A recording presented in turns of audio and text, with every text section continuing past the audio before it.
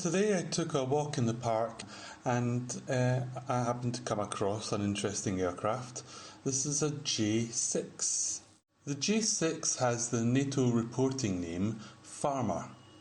It's basically a copy of the Soviet MiG-19. The J-6 had its first flight in December 1958 and quite a successful aircraft, certainly more successful than the MiG-19 that it copied. There's been about 4,500 or so J-6s produced.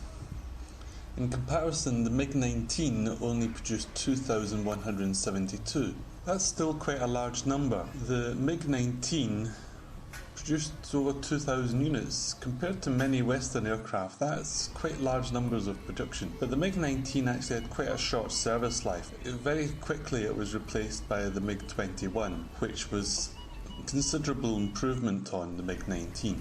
However, in China, the MiG-19 had a longer service life, partly I think because there was a breakup between the Soviets and the Chinese after Stalin died, and so later versions of the MiG airplanes were not so easy to procure by the Chinese, so they were left having to make do with what they already had. So the J-6 Farmer produced about 4,500 aircraft at a maximum speed at altitude of 1,540 kilometers per hour. That's a Mach number of 1.45, so it could go supersonic. However, for most of its operational service it would remain subsonic. The aircraft wasn't terribly high quality and required quite a lot of maintenance. After about 100 hours of service, or sometimes maybe pushing up maybe to about 120 hours of service, the aircraft would be effectively junk. So it didn't have a long service life, but produced in large numbers. As a result of that, there was a lot of them hanging around museums and parks in China and other countries where they used to serve. So it's quite an easy aircraft to actually find on display and go and see.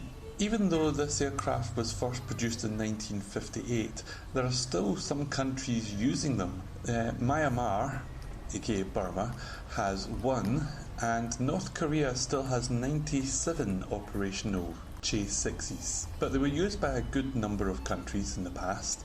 As well as the People's Republic of China, they were also used by Albania, Bangladesh, Cambodia, Egypt, Iran, Iraq, Pakistan, Somalia, Sudan, Tanzania, Vietnam and Zambia. So quite a long list of operators. The example that we see here today is actually the JJ6.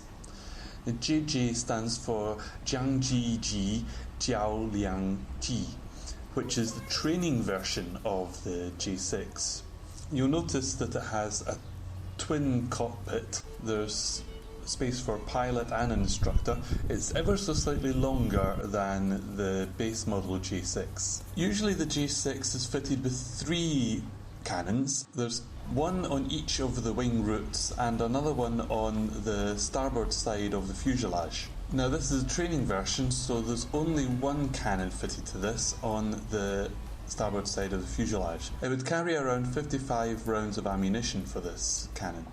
If you look closely in the cockpit, you'll notice that there's a strange glass partition between the training side and the instructor's side. This cone-shaped glass partition. I'm not entirely sure what the purpose of that is, but certainly other aircraft that I've looked at don't seem to have a partition between the two pilots.